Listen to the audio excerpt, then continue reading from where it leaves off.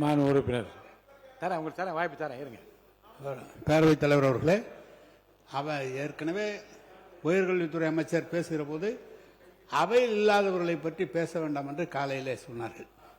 இப்போது முன்னாள் முதலமைச்சர் அவர்களை பற்றி நேரம் அப்பாவை கேளுங்க, மாமாவை கேளுங்கலாம், எல்லாம் அவை குறிப்பிலேருந்து எடுங்க அப்படிலாம் கேட்கறது. அவை குறிப்பிலேருந்து எடுங்க. நீங்கள் பேசுங்க. தலைவர்களே, நன்கொடை என்பது எல்லா அரசுக்கும் உண்மைதான்.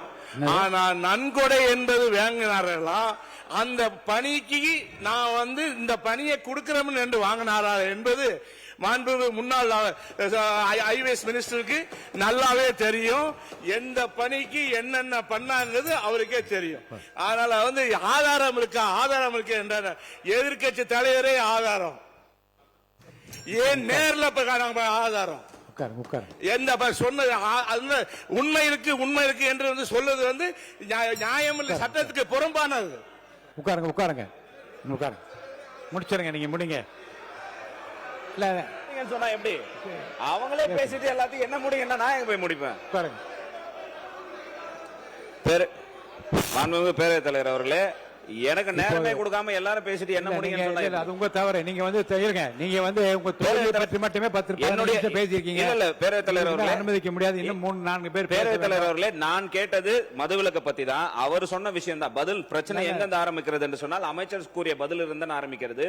நீங்க அமைச்சரிடம் தான் அதை கேட்க வேண்டும். நான் கேட்ப ஊழலை ஒழித்ததினால்தான் உங்களுடைய வருமானம் கூடுகிறது என்று சொன்னால், நம்மளா உறுப்பினராக 2011 இருக்கும்போது 30,000 கோடி இருந்தது, இன்னைக்கு 54,000 கோடி வந்திருக்கு. ஒவ்வொரு ஆட்சி காலத்திலும் ஊழலை ஒழிச்சதினால்தான் மதுவினுடைய வியாபாரம் அதிகமா இருக்குதா, வருமானம் அதிகமா இருக்குதா என்பதெல்லாம் இது கேள்வி அல்ல, பொருள். என்னுடைய கேள்வி, என்னுடைய பொருள், நான் சப்ஜெக்ட் உள்ளதான் பேசுறேன். முன்னாள் முதலமைச்சர் அவர்கள்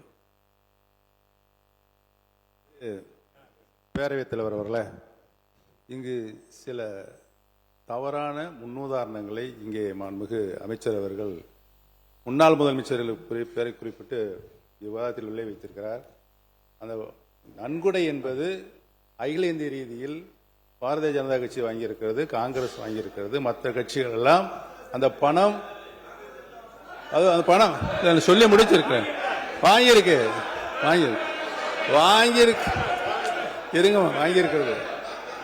அந்த பணம் நன்கொடை கட்சியினுடைய இன்கம் டாக்ஸ்ல உள்ள போய் தொழில் மூலமா சம்பாதிச்சப்படத்துக்கு இன்கம் டாக்ஸ் கட்டிய பணம் அதோடைய வங்கி கணக்கில் இருக்கிறது. அதே பல்வேறு அரசியல் கட்சிகள் நன்கொடையாக வாங்கி இருக்கிற சூழ்நிலை இருக்கிறது. அதை போய் இங்கே விவாத பொருளாக அதை லஞ்ச பணம் மாதிரி உருவகப்படுத்துறது தவறு.